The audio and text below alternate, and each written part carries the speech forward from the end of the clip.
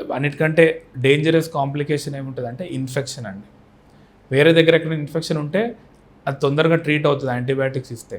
ఇక్కడ స్పైన్లో ఏమవుతుందంటే ఆ డిస్క్ స్పేస్కి బ్లడ్ సప్లై ఉండదు. అంటే బాగా బ్లడ్ వెళ్ళదు. బ్లడ్ ఎక్కడ వెళ్తుందో అక్కడ క్యూర్ అవుతుంది. ఇప్పుడు షుగర్ పేషెంట్స్కి హీలింగ్ అవ్వదు అంటారు కదా, ఎందుకంటే అక్కడ బ్లడ్ వెజల్స్ పాడైపోవడం వల్ల అక్కడ ఎక్కడైతే దెబ్బ తగిలిందో అక్కడ ఇన్ఫెక్షన్ క్లియర్ అవ్వదు. సో డిస్క్ స్పేస్ కూడా చాలా తక్కువ బ్లడ్ సప్లై ఉంటుంది.